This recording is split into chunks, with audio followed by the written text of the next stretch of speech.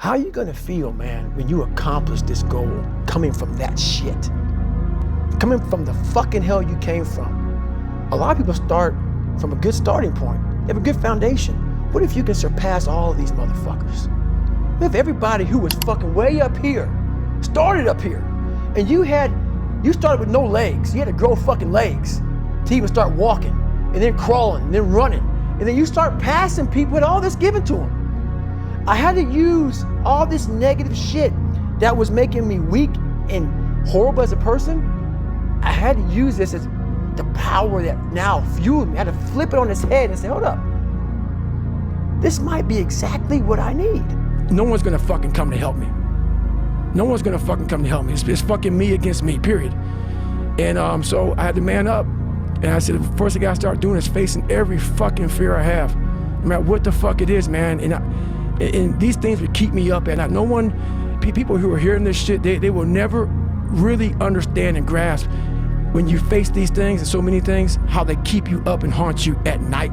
I had two options: to either be that 300-pound guy who sprayed for cockroaches and made $1,000 a month, and at 24 years old, knowing when I'm 50 fucking years old, I can reflect on this and think about what guy I never became, or I can totally just sack it up and fail and fail and fail until I succeed. I had big dreams. A lot of us have big dreams, big goals. And when you have goals that are maybe outside your reach, you have to know that getting to that goal, you're gonna have a lot of bad days, a lot of setbacks. So like when I was losing 106 pounds in 3 months, the first 2 months or first 2 weeks, it's like I was gaining weight. You know, I would lose a pound, gain 2. So I was just failing. I kept failing and kept failing and kept failing. So I had to teach myself how to fail right. And what that means is when I fail, I can't spend much time in that fail zone. I have to be able to get up and get after the next day just as fast, because my goals were to be a Navy SEAL. I don't have time to stay here and feel bad for myself for weeks and months and years, because I'll lose that time. So the big thing is know that if you have big goals and big dreams, along the way, failure is going to happen. The mind has a governor, like a car. If you're driving a car and the car has a governor on it, the car may say 130 miles an hour, but the governor is set for 91. Once that governor sets in, you get to 91, that car starts doing this. The car wants to go. The car wants to go, but that fucking factory said, we're not going past 91. We have a factory, a nice governor in our brain, and it's a survival mechanism. It protects us from pain and suffering. The second we feel that shit, our mind says, oh no, this isn't fun. We should back off. We should sit down, find something more comfortable. And there's something about the mind. The mind has the tactical advantage over you at all times. At all times of your life, the mind has a tactical advantage over you. Why is that? It knows what you're afraid of. It knows your insecurities. It knows your deep, dark lies. And it starts to push you away from that shit. It pushes you in a direction that is comfortable. The mind controls everything. Like for me, what got me in trouble with the Navy SEALs is I wanted to be one so bad. So bad. I fought my ass off. And I saw them as uncommon people. Very uncommon. But once you become a Navy SEAL, you're all Navy SEALs, so guess what happens? You're fucking common again. I wanted to be uncommon amongst uncommon people.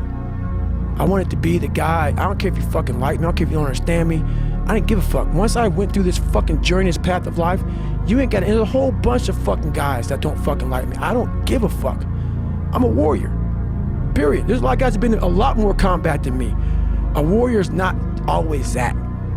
A warrior's a motherfucker who says, hey, I'm here again today. I'm here again tomorrow. I'm gonna be here the next day. I'm 50 years old, I'm still fucking getting after it. It's a person that puts no fucking limit on what's possible.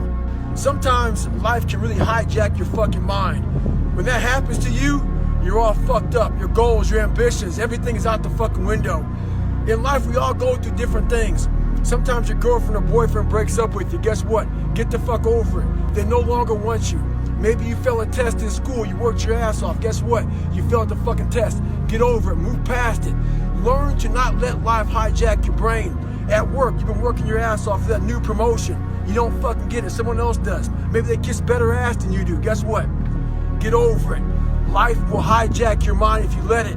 Don't allow all these things to make you a lesser person. You must own your mind. Don't let life own yours. Get after it, stay hard.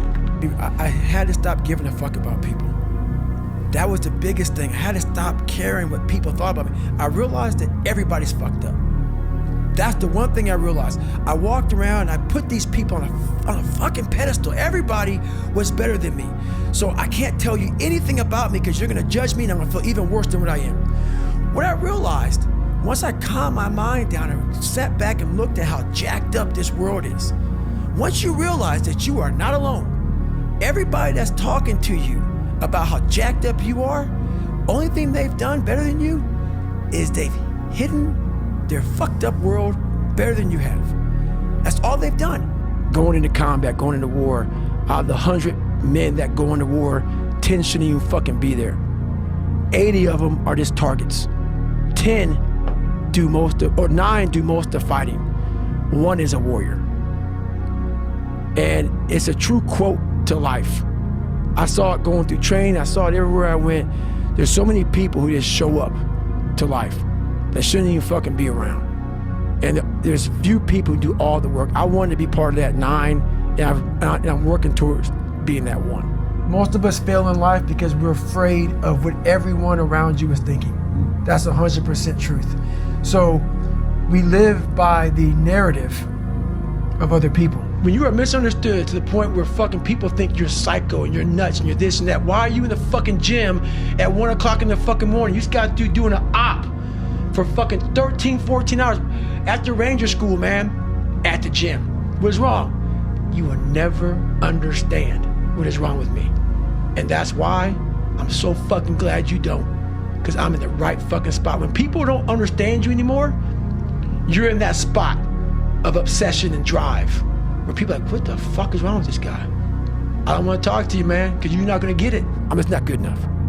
If I'm not good enough, we always say that shit. I'm just not good enough, and then we try something else. I'm gonna fucking make myself good enough. And that became my mentality. I'm gonna make myself good enough.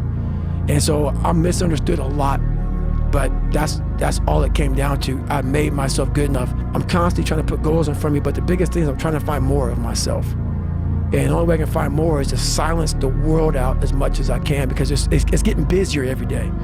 It's getting faster. And the faster it gets, the more you are missing who the fuck you are. So I trap my own mind a lot and say, look, man, I put my phone away, I put shit away, and I go dark. I go dark a lot, and it's because I have to find out. I'm on a journey of life, and we all have a different journey. And I want to be in my fucking pine box, and I believe your spirit lives forever. It has to. It's too fucking powerful. No way in hell that thing just dies when you die. I want to be able to look back on my life when I'm all dead and be so fucking proud of myself forever. This is all temporary shit to me.